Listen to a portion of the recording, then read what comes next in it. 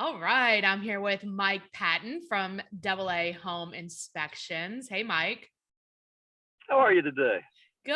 I want to talk about roofs and what what are you looking for when a buyer hires you to inspect the house? What are you looking for on the roof? Well, the main thing with the roof is one, just determining age, proximity and age, because they all have basically an expiration on life, depending on the type of shingle. That's one thing, just to give you some pre-planning. So if it's going to be 5 years down the road, you need to be aware of that. If it's good for another 20, hallelujah.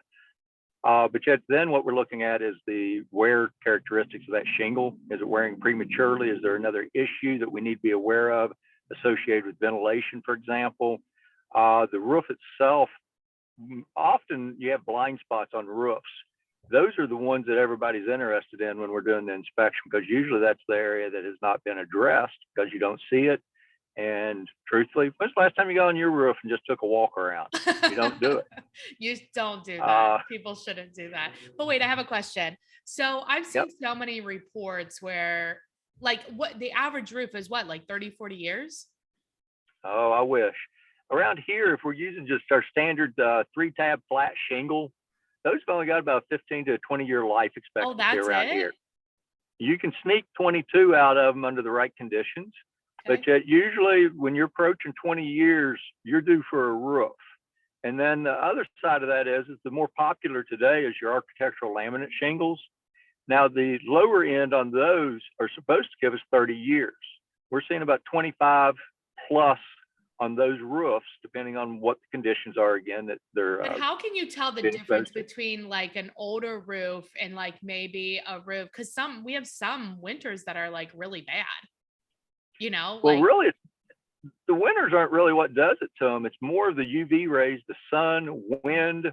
Uh, we don't have that much hail damage around here, and what is classified as hail damage by an insurance company is different than what we talk about as hail so frequently. But okay. yet the damage is really when you pick up a brand new shingle, it's pliable and it has a lot of granular across the top. You got all that pretty color across it.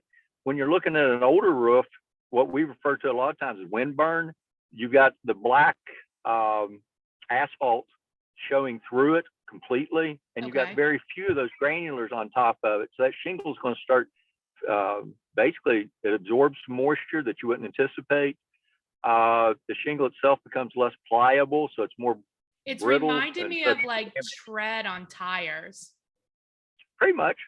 And there's a Okay. running joke, which I'm an Eastern Kentucky hillbilly, so I can say this, but you ever heard the term Maypop before? What is it? Talking about tires, tires. Have you ever heard the term you're driving on a set of Maypops?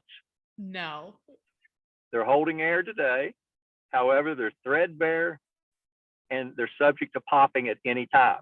Okay. So a lot of roofs, when you look at them and all that granular's gone, you've got different things going on with that shingle. You may not detect that it's actually leaking today, but at the same time, there's a good chance that roof is already suffering a water leak. It just hasn't uh, it hasn't developed where you're locating it inside of the residence yet. It's just So holding the water or something like that. Okay. correct. It's actually absorbing or it's actually leaking. It's just not a bad enough leak to be detected at that point in time. So the running joke is you got a Maypop roof. We don't know when it's going to go, but you're past the design life and it's at the end of its life You're period, like and Alan it needs to be using addressed. terms and slang that nobody knows, you know? Wait a minute, everybody knows Maypops. I don't think so. We'll have to take a poll. If you know it, please comment below. Now, when based on the age of a roof, what or the life of the roof, when should the buyer be concerned? Well, the buyer really is looking at how long that roof is going to be serviceable for them. Yeah. So the real catch there is design life versus functional design life. Okay. And when we're looking at them, I used to write certs for 2 years for FHA and VA loans. Then they went to a 5 year cert. I won't write a roofing cert for anybody for 5 years, even if I'm standing there watching the roof go on. But Why? yet, what you're looking for, Mother Nature's brutal. You can take a roof off that's brand new tonight with the wind. So a 5-year prediction on life expectancy on something exposed to the elements, that's pretty tough, to tell you the truth. We Okay. can tell you that it's only a 10-year-old roof. You should see approximately 15 years out of this roof going forward. So as a buyer, that's going to take that out of my immediate concern area. I've got a long projection on the roof, where if I say, this is a 3-tab shingle, it's 2 layers on where they went on over top of another layer, Mm-hmm. and it's pretty threadbare and worn now, you're at the end of its design life. You may sneak another year out of it at most. Now that's where a client would typically take concern to that. And I'm going to tell them, go ahead, a roofing contractor look at it. Again, 2 layers on, that creates other issues. It holds heat. It diminishes that roof from getting, let's say, 20 years of life. It takes 20% of it away immediately because it's a heat sink. So they've Oh, got to do a complete tear off. So now I've got double the money to take it off. Pay me now, pay me later on right. doing roof openers. So that's where I see the concern coming from the client. The first question is there an immediate leak? Is there water entering the building? Those are obvious concerns. But when we're just looking at life on a roof, most people, you tell them, yeah, you're nearing the end of its life. It's in its last quarter of life, but it's got life left in it. And I'm not overly concerned with it. Just be aware, start planning accordingly. That makes So sense. So you're saying, like, in your, like, just your advice is, if you're not really seeing any active leaks or holes or anything like coming in, but it's in like the last quarter, i- there's really nothing to do but kind of like wait, right? correct. And you're just going to, it's just like every budget. If we were all doing what we really should do with the residents, you budget so much money per year going into that house. Well, if you Right. didn't use that money, I would suggest that you start a fund that says, okay, I'm going to put $2,000 a year into my house fund. Mm-hmm.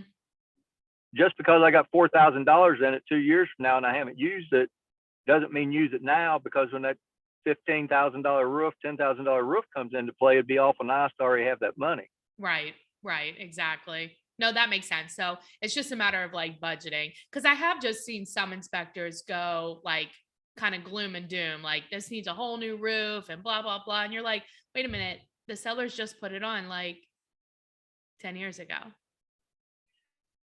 There's a lot of factors go into it, and that's where hiring a good roofing contractor is just, you get what you pay for. I'm going to just put it out there. Yeah. Metal work, you got to have metal work done, hire the good guys.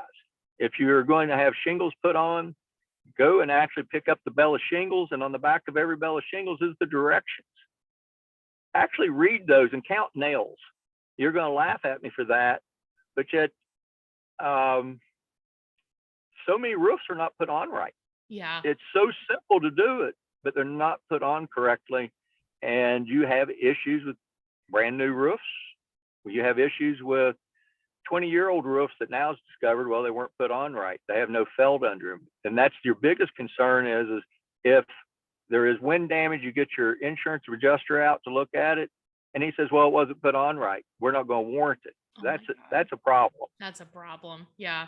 What do you think about? I've noticed a lot of inspectors lately only using drones and not going up on the roof.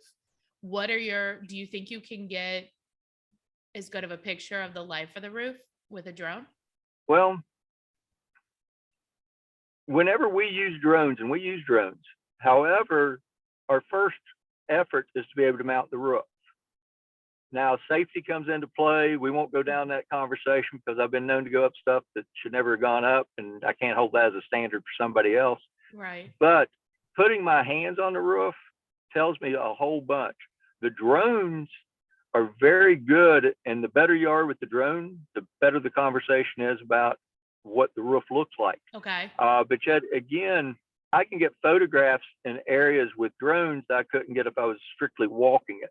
And some of our guys, they'll do both. They'll go ahead and walk it, but they know that they can't get to a certain area, and they'll go ahead and put a drone up to That get a makes better look sense. at this.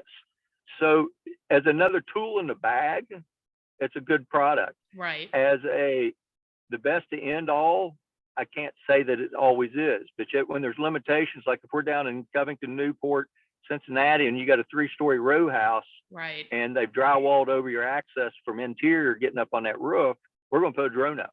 Yeah. What And about winter or like when there's snow on the roof? You really don't want me to answer that for you now, do you? They, I do. I've had people walk up to me and say, "Well, what about the roof?" And we're standing there with 6 inches of snow on. And it's like, it's white. Well, what are you going to tell me about the roof? And it's like, I can't tell you anything. Yeah. I mean, we really can't. Now with our company, AA Home Inspection, we will come back out and look at the roof when the snow clears. And yeah, we're probably going to use a drone in 90% of those instances because we're trying to compress that window as much as possible. Right. And again, with fear of ice, it's kind of slick coming off 30 feet up. That's bad. Yeah. But in that part of it, just kind of hit on this. It's kind of one of those, why would you do that? If you have to call us to tell us the roof is clear, but we want you to do two things. You drive past that house, the front of your house is clear. Hallelujah. We're going to come out. No, look to your others across the street. Is the Yeah. front of that house clear or not? No, we're not coming back out yet because the back of your roof looks like the front of that one. Yeah. So we want both sides of the street clear. Call us. We'll come back out and take care of looking at that roof for you. Interesting. Well, that was a lot of information. I appreciate it, Mike. And if people are looking to get maybe a pre-listing inspection, or they're looking to buy a house and need an inspection, you service Ohio and Kentucky, correct? And Indiana. And Indiana. We're in all Don't three. forget there. What is the best way to get a hold of you? The best is probably to call at 859-448-0213 or go onto our website, and you can actually do the request online at aahomeinspection.net. And that will soon be a .com, but you'll be directed over to the .net. Our website's being rebuilt as I speak. Oh, that's good. You guys are so fancy. All right. Well, I appreciate you being on, Mike. Thank you. I appreciate you. See Take ya. care now.